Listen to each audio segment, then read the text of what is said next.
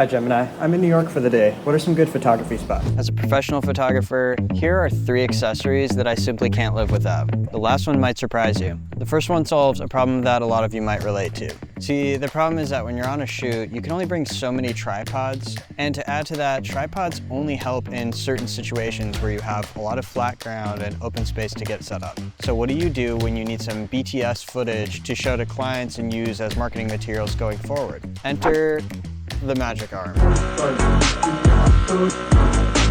Now, there's a lot of variety in magic arms in terms of price point, but to be completely honest, this cheap $15 one has always served me well, particularly because it's going to be running usually a small camera or a phone or something like that as a BTS. And the real trick here is that you can mount it just about anywhere. Whether you want a top-down angle or you're on a moving vehicle, this will provide you with a perspective that you'll never be able to get with a traditional tripod setup. To add to that, they're so small that you can carry them with you anywhere, and it weighs next to nothing and takes just a couple seconds to set up.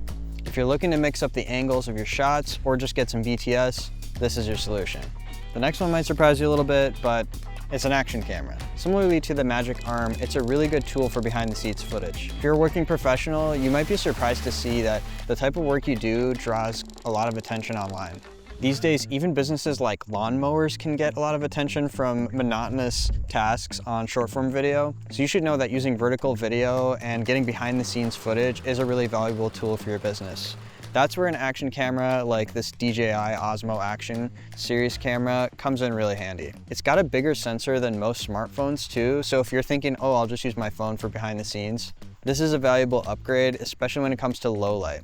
You can also add filters on here just by screwing them on. So if you're in really bright conditions, you can use an ND filter and still get a lot of nice motion blur and make things look a little bit more cinematic. To add to all that, as you're carrying all your gear around, you never have to worry about dropping one of these or getting water on it because they're really rugged and durable. They also have really nice features built into them like time-lapse modes and really good stabilization, so you don't have to worry about using a gimbal per se. You can also shoot in log on these, similar to cinema cameras, and you can even color grade the footage and color correct it from being log to Rec 709 right in the app. So if you're trying to get out media really quickly while you're on a job, these are a really nice tool for that. You might be surprised by the versatility, and at the price point that they're at, you get quite a lot of bang for buck. My third and most crucial accessory is one of these rotating camera collars. Now, I know you've been in this situation before. Your camera's set up for a landscape shot, but you need to get it to vertical really quickly. And sure, you might use like a traditional L bracket,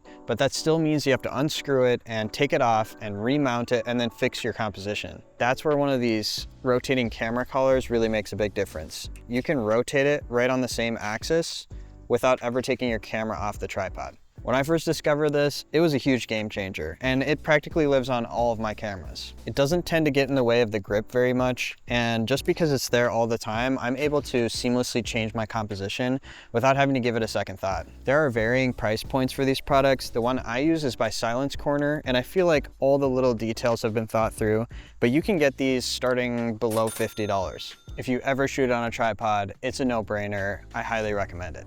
I know I said I have 3 accessories, but I actually have a bonus one. But first, let me tell you about Aftershoot. It's basically your AI assistant for photo culling and editing. It sorts through thousands of photos in minutes and ditches the duplicates, blinks, and blurs, and edits the keepers to match your style every time. They've even added AI retouching for natural-looking portraits. Whether you're shooting weddings, portraits, or just have too many photos piling up, Aftershoot lets you focus on the creative part and less on the culling.